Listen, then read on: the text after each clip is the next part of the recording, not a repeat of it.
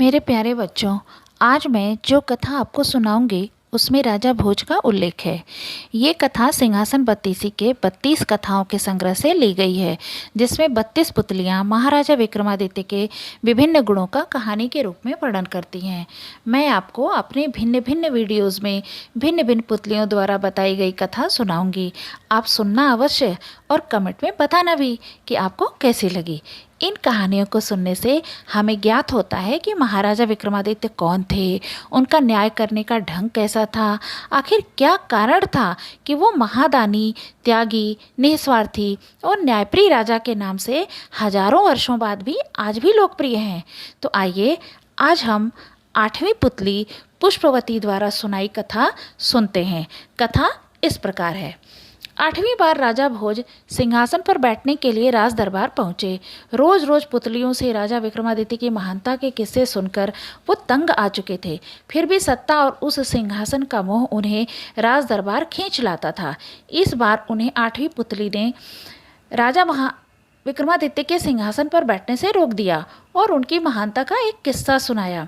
राजा विक्रमादित्य को अपने दरबार में सुंदर चीज़ें रखने का शौक था। एक दिन उनके दरबार में एक बढ़ई आया। उसके पास साज सज्जा के कई सामान थे। बढ़ई को देखते ही दरबान उसे सीधे राजा के पास लेकर गया। राजा विक्रमादित्य ने उसे देखकर पूछा, क्या आपके पास ऐसा कुछ है जो इस महल की शोभा बन सके या फिर हमारे काम आ सके? बढ़ई ने कहा, महाराज, सामान तो बहुत है, लेकिन आपके लायक मुझे यह काठ का घोड़ा लगता है।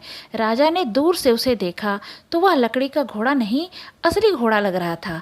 कुछ देर सोचने के बाद विक्रमादित्य ने बढ़ई से पूछा, जरा इसकी खूबियाँ तो बताओ। उनके सवाल के जवाब में बढ़ई ने कहा, हे राजन, आप इसे देख ही चुके हैं। इसे कुछ ऐसे बनाया गया है कि यह असली घोड़ा लगता है। साथ ही इस पर कोई सवार हो जाए तो यह इतनी तेज दौड़ता है कि व्यक्ति हवा से बातें करने लगे। इसे न कुछ खाने की ज़रूरत पड़ती है और न किसी तरह की देखभाल की। बिना किसी खर्च के यह आपकी सेवा कर सकता है। राजा यह सब सुनकर बहुत खुश हुए। उन्होंने बढ़ई से उस काठ के घोड़े की कीमत पूछी। बढ़ई ने कहा, देखिए महाराज, आपसे क्या छुपाना, मेरे पूरे जीवन की मेहनत यह काठ का घोड़ा ही है। इसे बेचने की कीमत मैं कैसे लगाऊं?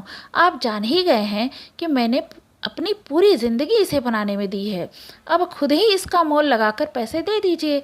विक्रमादित्य ने तुरंत बढ़ई को 1 लाख स्वर्ण मुद्राएं देने को कहा। इतनी बड़ी कीमत सुनकर बढ़ई का मन प्रसन्न हो गया। इधर बढ़ई 1 लाख स्वर्ण मुद्राएं लेकर अपने घर को चला गया।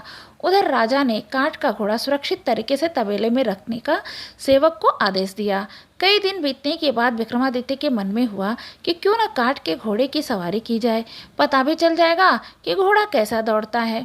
उन्होंने अपने मंत्रियों से जंगल विचरण के लिए काठ का घोड़ा तैयार करने को कहा। उसे अच्छे से सजाकर अन्य मंत्री भी राजा के साथ जाने को तैयार हो गए। सभी असली घोड़े पर बैठे और राजा काठ के घोड़े पर बैठ गए। राजा ने घोड़े को दौड़ाने के लिए जैसे ही पैर मारा, घोड़ा तेजी से उड़ने लगा। वह घोड़ा राजा को तेज गति से बहुत दूर ले आया। राजा ने आसपास देखा तो उनके मंत्री और दरबार के लोग कहीं दिखाई नहीं दिए। राजा अनजान व सुनसान जगह पहुंच चुके थे। कुछ देर बाद राजा ने एक बार फिर अपना पैर मारा। फिर से राजा का इशारा मिलने पर घोड़ा ऊपर आसमान में हवा की गति से दौड़ने लगा। अब राजा को घबराहट होने लगी। उन्होंने तुरंत घोड़े को जमीन पर उतरने का इशारा दिया। घोड़ा आज्ञा का पालन करते हुए नीचे आने लगा, लेकिन घोड़े की रफ्तार इतनी तेज थी कि वो एक पेड़ से टकरा गया। पेड़ से टकराते ही घोड़ा चूर चूर हो गया और राजा किसी जंगल में गिर गए। नीचे गिरते ही उन्होंने अपने पास एक बंदरी को देखा। वो राजा को कुछ इशारा कर रही थी। विक्रमादित्य उसके इशारे को समझ नहीं पाए, लेकिन फिर भी राजा जैसे ही जमीन से उठे तो उन्हें पास में ही एक कुटिया दिखी। वहां जाकर राजा ने हाथ पैर धोए और पेड़ से कुछ फल तोड़कर खा लिए। अब राजा एक पेड़ पर चढ़कर विश्राम करने लगे। शाम के समय उस कुटिया में एक सन्यासी पहुंचा। उसने भी हाथ पैर धोकर पानी पिया और कुछ पानी की बूंदों को बंदरी पर छिड़क दिया।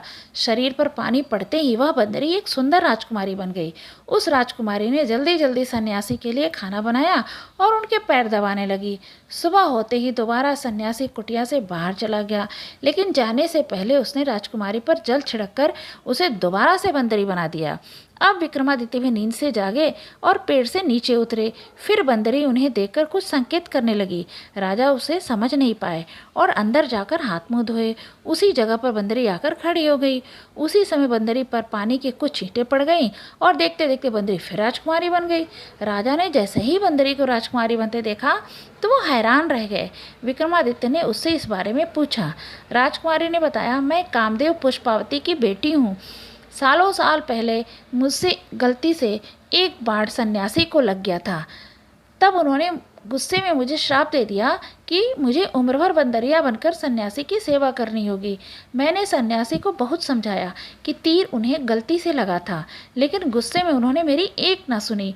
कुछ देर बाद सन्यासी ने बताया कि राजा विक्रमादित्य आकर मुझे इस श्राप से मुक्ति दिलाएंगे और पत्नी बनाकर अपने साथ हमेशा रखेंगे, लेकिन ऐसा तभी हो पाएगा जब सन्यासी से मुझे कुछ भेंट में मिले।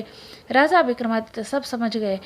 उस राजकुमारी की परेशानी को देखकर उन्होंने उससे शाम को सन्यासी से उपहार मांगने को कहा और संग ले जाने का वादा कर दिया।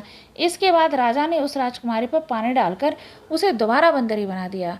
शाम को फिर सन्यासी घर आया और उसने बंदरी पर पानी छिड़ककर उसे राजकुमारी बना दिया। राजकुमारी बनते ही उस महिला ने कहा कि उसे कुछ उपहार में चाहिए। उन्होंने तुरंत एक कमल का फूल उसे दे दिया। सन्यासी ने राजकुमारी को बताया कि यह फूल कभी नहीं मुरझाएगा और रोज एक विशेष रत्न देगा। फिर सन्यासी ने कहा, हे सुंदरी, मुझे पता है विक्रमादित्य यहाँ आ चुके हैं, तुम उन्हें बुला लो और खुशी खुशी उनके राजमहल चली जाओ। इतना सुनते ही राजा स्वयं वहाँ आ गए और राजकुमारी को अपने संग ले जाने के लिए अपने बेतालों को वहाँ बुला लिया। अपने राज्य पहुँचते ही राजा को देखकर एक बच्चा रोने लगा। विक्रमादित्य ने जब उससे रोने की वजह पूछी तो उसने राजा से वह कमल मांग लिया। उन्होंने खुशी खुशी उस बच्चे को कमल दे दिया और अपनी पत्नी के साथ राजमहल पहुंच गए। कुछ दिनों बाद दरबार में एक व्यक्ति को रत्न चुराने वाला चोर कहकर पेश किया गया। राजा ने जब व्यक्ति से पूछा तो उसने बताया, महाराज, मेरा बेटा एक दिन घर में कमल का फूल लेकर आया। वो रोज एक कीमती रत्न देता है। उन्हीं को लेकर मैं बाजार में बेचने को निकला था, लेकिन आपके सिपाहियों ने मुझे पकड़ लिया। व्यक्ति की इस बात को सुनकर राजा को बहुत दुख हुआ। सिपाहियों पर गुस्सा करते हुए राजा ने कहा, बिना सोचे समझे किसी को भी चोर बोलकर पकड़ लेना सरासर गलत है। आगे से इस तरह की हरकत नहीं होनी चाहिए। इसके बाद राजा ने उस व्यक्ति को छोड़ने का आदेश दिया। उसकी परेशानी को देखकर राजा ने पूछा, बताओ, यह रत्न तुम कितने में बेचना चाहते हो? वह गरीब डर के मारे कुछ नहीं बोल पाया। राजा ने तुरंत दीवान को रत्न के बदले 1,00,000 मुद्राएं देने को कहा। इतना सुनाते ही 8वीं पुतली पुष्पवती ने कहा, राजा को इतना महान और दानी होना चाहिए। क्या ये सब गुण तुम में हैं? बताओ, अगर ये गुण हैं तभी इस सिंहासन पर बैठना, वरना नहीं। इतना कहकर वह पुतली विक्रमादित्य के सिंहासन से उड़ गई। तो बच्चों, इस कहानी से हमें क्या सीखने को मिलता है? यही कि बिना सोचे समझे किसी पर आरोप नहीं लगाना चाहिए।